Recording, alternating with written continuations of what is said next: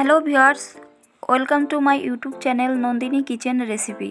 আজ আমি আপনাদের সঙ্গে শেয়ার করব অনেক সহজ কেকের একটা রেসিপি। আমি বাসাতে যেভাবে সিম্পল কেক তৈরি করি সেই রেসিপিটা আজ আপনাদের সঙ্গে শেয়ার করব। আমি ক্রিম দিয়ে কেক খুব কম তৈরি করি।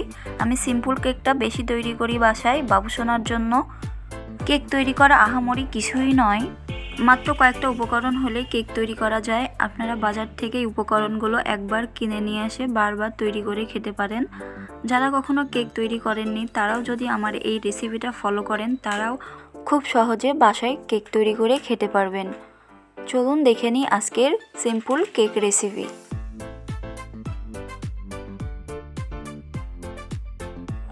ভিউয়ার্স, আজকের কেকটা আমরা 3 জন মিলে তৈরি করেছি, বাবুসোনা, বাবুসোনার বাবা আর বাবুসোনার মা। ভ্যাকসিন দেওয়ার কারণে আমার হাতে অনেক ব্যথা।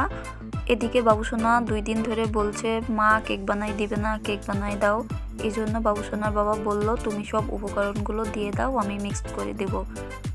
কেক বানানোর ক্ষেত্রে মিক্সড করা বিষয়টাই মেন। যত ভালো করে মিক্সড করা যাবে কেকটাও তত ভালো হবে। আমি এখানে 2টা ডিম দিয়ে দিলাম।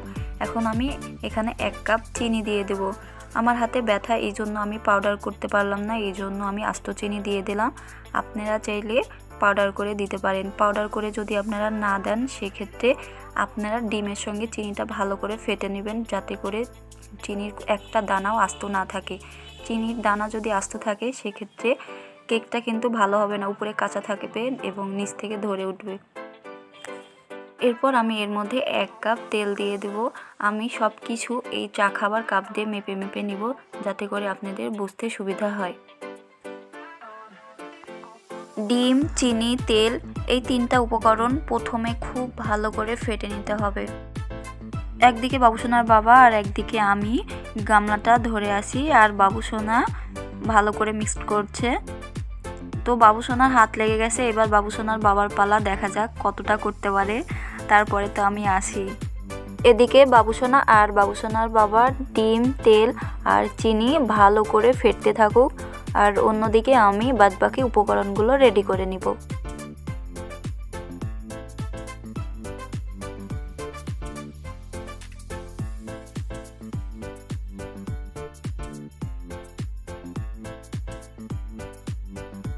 আমি যেহেতু তেল আর চিনি চা খাওয়ার কাপ দিয়ে মেপেছি, এই জন্য এই চা খাওয়ার কাপ দিয়ে আমি ময়দাটাও মেপে নেব।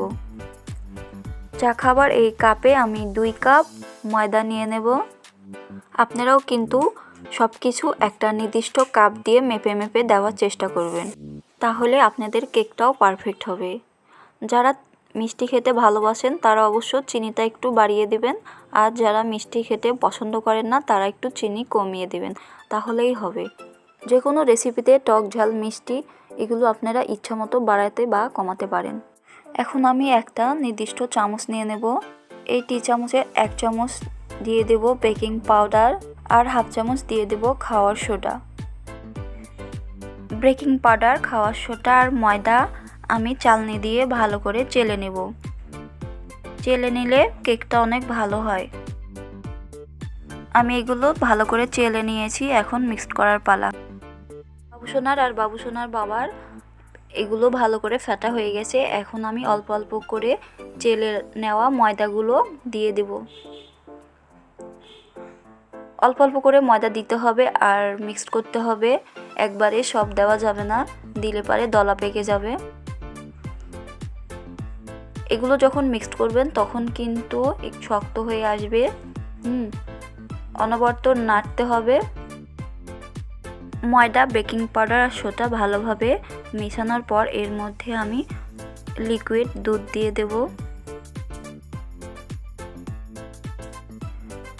দুধ দিলে কেকের মধ্যে দারুণ একটা ফ্লেভার আসে। দুধ খুব বেশি একটা দেওয়া যাবে না, ব্যাটারটা নরম করতে যতটুকু প্রয়োজন ততটুকুই দিতে হবে। দুধ অল্প অল্প করে ঢালতে হবে আর দিতে হবে, একবারে বেশি দিতে যাবেন না, তাহলে পাতলা হয়ে যেতে পারে। ব্যাটারটা খুব বেশি পাতলা করা যাবে না। আমি আপনাদেরকে দেখাচ্ছি ব্যাটারটা ঠিক কেমন হবে।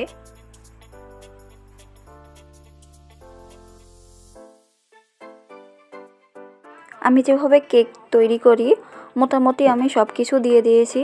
এখন আমি 3-4 ফোঁটা ভ্যানিলা ফ্লেভার দিয়ে দেব। আপনারা আপনাদের ইচ্ছা মতো ফ্লেভার দিতে পারেন। ফ্লেভারটা খুব একটা বেশি দিবেন না, দিলে পারে অতিরিক্ত একটা গন্ধ হয়ে আর খেতে পারবেন না। বাবুসোনার বাবার হয়ে গেল, বাবুসোনার হয়েছে। এবার আমি দেখি আসলে ব্যাটারটা কেমন হলো। ভিউয়ার্স, এই দেখুন আমার ব্যাটারটা একদম পারফেক্ট হয়েছে। আপনারা ঠিক এরকম একটা ব্যাটার তৈরি করে নেবেন, খুব একটা পাতলাও না, খুব একটা ঘনও না। মাত্র কয়েকটা জিনিস, ডিম, তেল, চিনি, ময়দা, বেকিং পাউডার, খাওয়ার সোডা, যে কোনো একটা ফ্লেভার হলেই আপনারা অনায়াসে খুব সহজে বাসায় কেক তৈরি করে খেতে পারেন যখন তখন। আমার কিন্তু কেক 75% রেডি আর 25% এখনও বাকি আছে।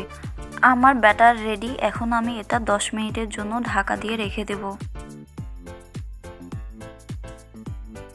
কেক তৈরি করার জন্য আমি সিলভার জাতীয় একটা পাত্র নিয়েছি। আপনারাও সিলভার জাতীয় কোনো একটা পাত্র নিয়ে নেবেন, স্টিলের পাত্র নেবেন না, স্টিলের পাত্রতে কিন্তু কেক হয় না। এখন আমি এই পাত্রটা ভালো করে তেল মাখিয়ে নেব। আমি এখানে তেল দিয়ে নিয়েছি। এই তেলটা আমি ভালো করে গামলার মধ্যে চারিদিকে মাখিয়ে নেব। আমি এই পাত্রের মধ্যে ভালো করে তেল মাখিয়ে নিয়েছি। এখন আমি এই কাগজগুলো বসিয়ে নেব। আপনাদের বাসায় যদি এই কেকের কাগজগুলো না থাকে, আপনারা খাতার কাগজ ভালো করে কেটে এই যে পাত্রটা নেবেন সেই পাত্রের মাপ করে বসিয়ে নিলে পারেও হবে। আমার কাছে যেহেতু কেকের কাগজ আছে, সেজন্য আমি কেকের কাগজগুলো এখন ভালো করে এই পাত্রের সঙ্গে সেট করে নেব। কাগজ সেট করা হয়ে গেছে, এখন ব্যাটারগুলো ঢেলে নেব।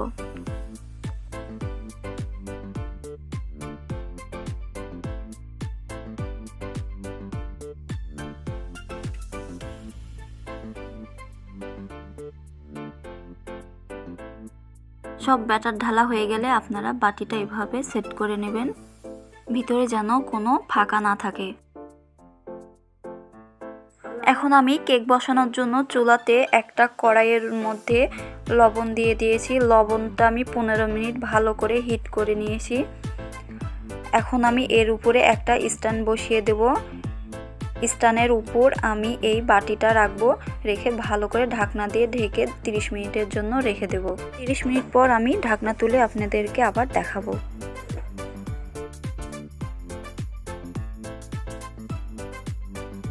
30 মিনিট হয়ে গেছে। এখন আমি ঢাকনাটা তুলে চেক করব কেকটা হয়েছে কিনা।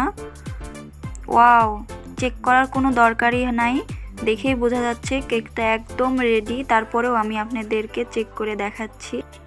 একটা কাঠি কেকের মধ্যে দিয়ে আমি বের করে দেখাচ্ছি। এই দেখুন, কেকের গায়ে একটু ব্যাটার লেগে নেই, তার মানে আমার কেকটা একদম হয়ে গেছে। আগে যখন আমি কেক বানাতাম প্রথম তখন আমি অনেকবার করে চেক করতাম, কিন্তু এখন আমার আর চেক করার প্রয়োজন হয় না। আমি 30 মিনিটের মধ্যে একবারও কেকটাকে ঢাকনা সরাইনি, একদম 30 মিনিট পরে ঢাকনা তুলে। এই ছিল আমার আজকের কেকের রেসিপি। আমি যেভাবে কেক তৈরি করি আমি আপনাদের সেভাবে সহজ করে দেখানোর চেষ্টা করেছি।